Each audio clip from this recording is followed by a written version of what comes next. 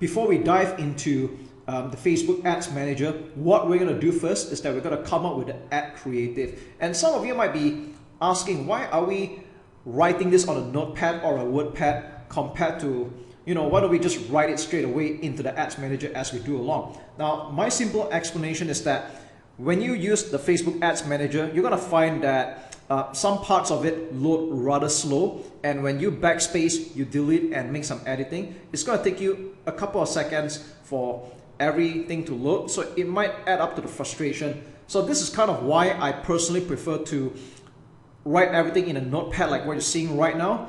And when it comes to the ad creative afterwards, we're going to just copy and paste the contents into Facebook Ads Manager and be done with it. So here we are right now on a notepad, and you're going to see that this is PAS, and you're wondering what is this all about. Okay, now there are obviously many different ways to write your ad copy or how to do the copywriting for your Facebook ads, and I'm going to show you a simple tried and tested formula that you can practically follow and apply it to multiple types of offers in multiple types of niches and markets and industries. So PAS basically stands for problem, agitate, and solution.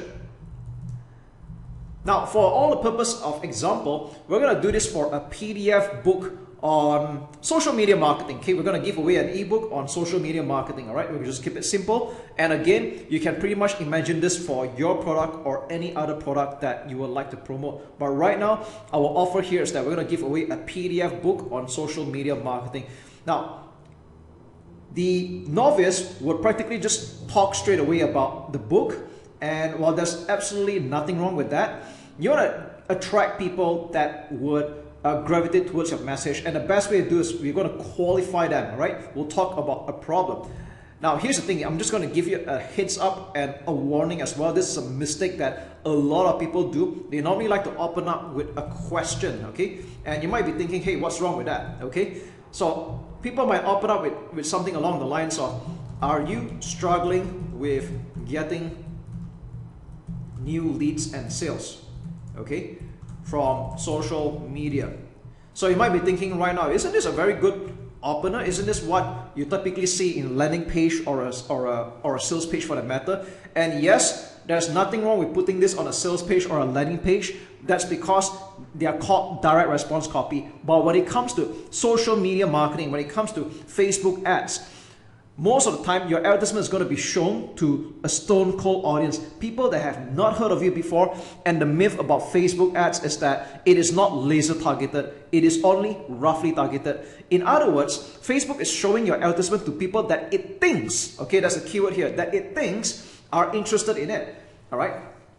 Now, what if people that are reading this right now and say, hey, I don't have a business, or I'm employed right now, or this has got nothing to do with me? So you can see that this is not going to rhyme with a lot of people, and you don't want to be direct about it. And it gets even more extreme in some cases and sensitive. Like, for example, are you a Christian? Okay, or okay, are you fat? All right, okay, I'm just putting that as an example. I know it sounds kind of insulting, but guess what? These are the traditional mistakes that a lot of advertisers are doing right now without realizing. So the thing here is that you do not want to open with a very direct question like this, because again, your advertisement is going out to people that have not heard of you before, and we're not even sure whether they are the right people for saying this. Again, Facebook is serving your advertisement to people that it thinks is interested in it, okay? And that might not be true. So you don't want to be writing this kind of words. Instead, you should be rephrasing it to a third party or indirect point of view. So I'm going to rephrase this one in particular right now.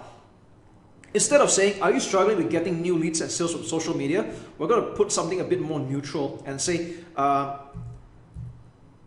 thousands of business owners struggle with finding new leads and sales every day. So I basically turn this into a third party statement, and guess what? If people cannot relate to this, that's still fine.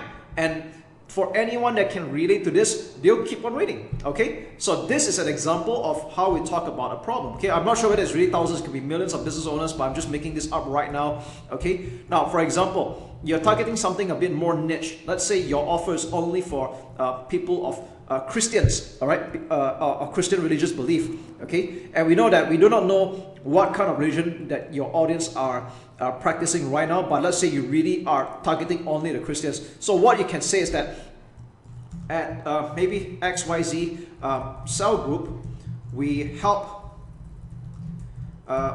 Christian youths to so on, okay? So this is how you get around this kind of like tricky, maybe slightly sensitive markets, but at the same time, you know that you want to talk to this audience and you don't want to offend anybody, all right? And the next one, I know this happens a lot in the health market. You don't want to be using words like fat, and even words like weight loss is a no-no on Facebook, okay? I'm not going to get into the exhaustive list of words that you can and cannot use, but I think it's safe to say that you want to be indirect, okay? And the best way to be indirect about it is to talk about a statement like this: thousands of business owners struggle with finding new leads. We have helped Christian youth to empower and so on. And maybe this one we can talk about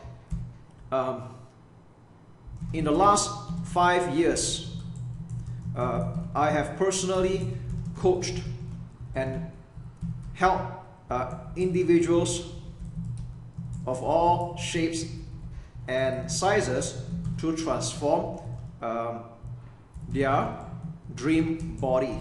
There we go. All right.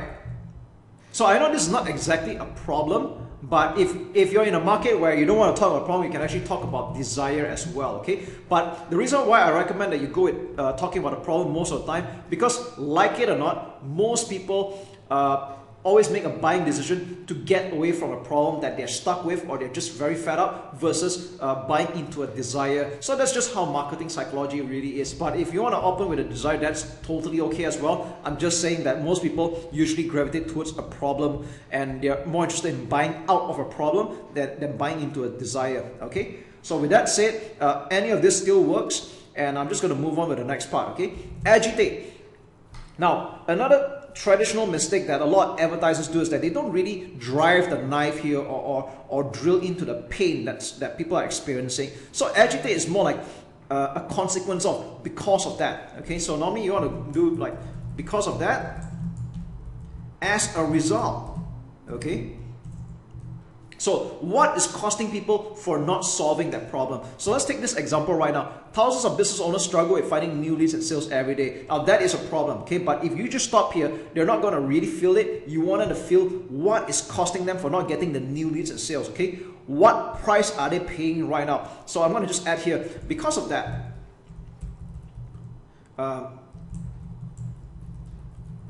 entrepreneurs find it tough to scale their business, and it's no surprise that every 9 in 10 businesses or every 9 in 10 people go out of business in 5 years, in the first 5 years, okay? So I know that you could pretty much improve this content, okay, in the first 5 years. There we go, all right? Something like that, okay? Now you can drill in a little bit more on the pain. You want to agitate it. You want to remind people what is costing them not to fix this problem, okay? Now let's have a look at the other. Okay, I won't use a Christian example here because I just made that one on the fly. And maybe we'll talk about the body transformation here, okay? As a result, most people are ashamed of their body. They lack self-esteem and can't be the best version of themselves.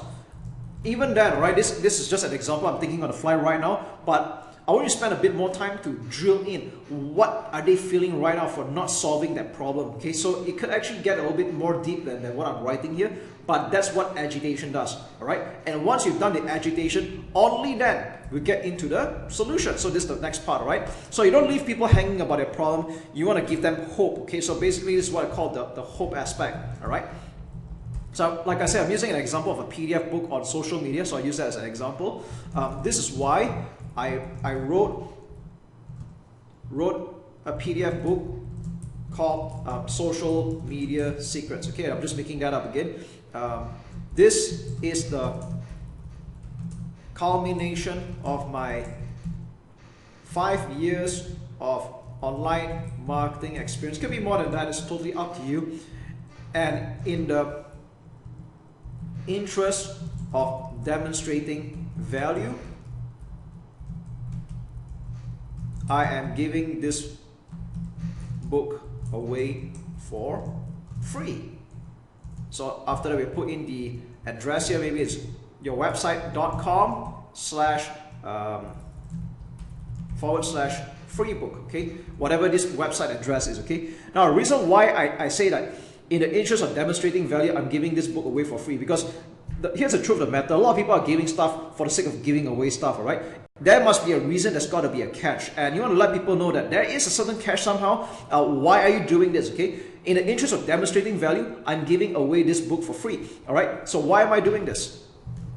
Okay, why am I doing this? Truth be told, or rather, I find that there are a lot of self-anointed experts, okay, in quotes, that share half-baked and even dangerous advice that mislead other well-intentioned business owners.